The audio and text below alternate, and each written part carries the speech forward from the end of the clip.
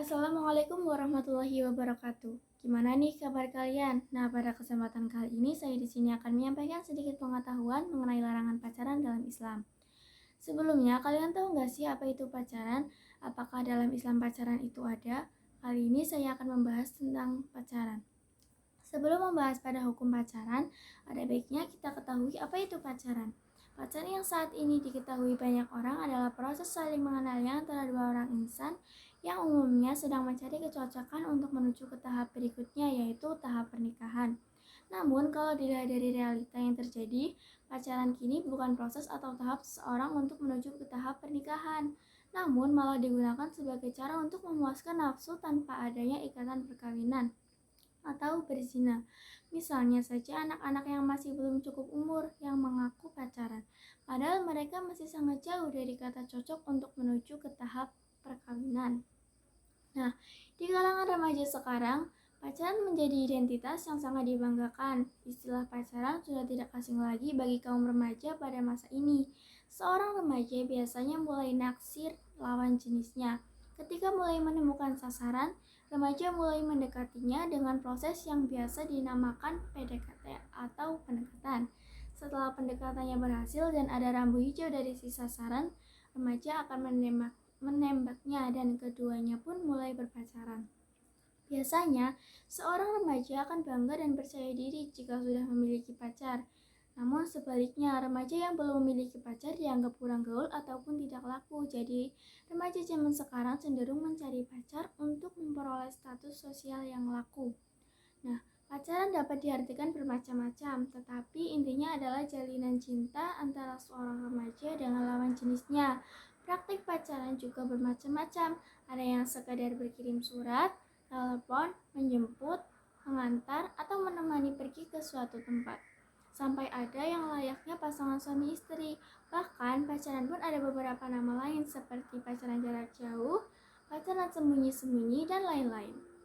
Nah, secara sosiokultural di kalangan masyarakat agamis, pacaran akan mengundang fitnah, bahkan tergolong naif.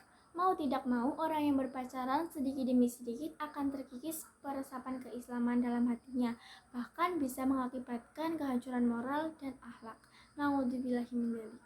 Cinta kepada lawan jenis merupakan hal yang fitrah bagi manusia karena sebab cintalah keberlangsungan hidup manusia bisa terjaga.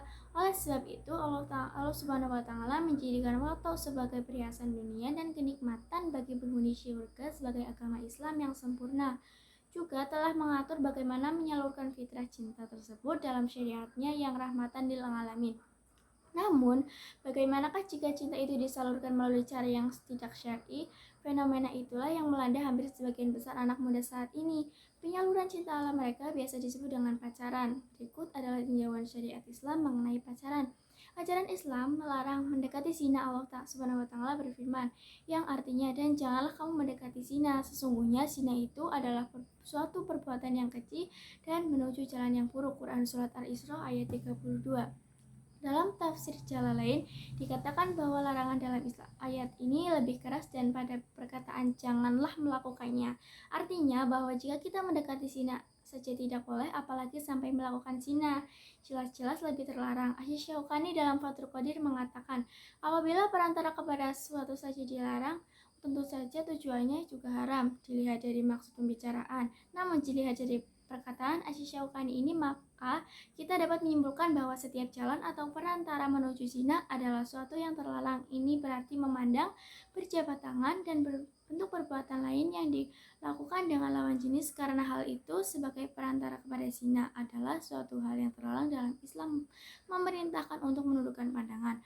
Allah Subhanahu wa taala memerintahkan untuk menundukkan pandangan ketika melihat lawan jenis. Allah Subhanahu wa taala berfirman, yang artinya, katakanlah kepada laki-laki yang beriman, hendaklah mereka menundukkan pandangannya dan memelihara kemaluannya. Quran surat An-Nur ayat 30.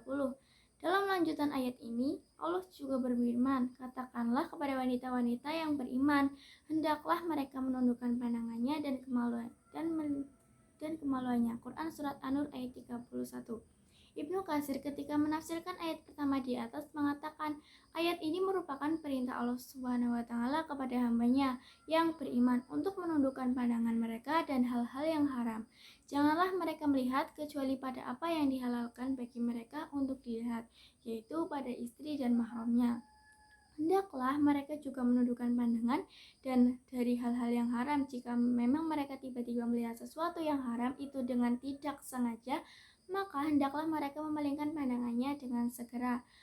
Nah, ketika menafsirkan ayat kedua di atas, Ibnu Katsir juga mengatakan firman Allah yang artinya, katakanlah kepada wanita-wanita yang beriman, hendaklah mereka menundukkan pandangan mereka, yaitu hendaklah mereka menundukkan dari apa yang Allah haramkan.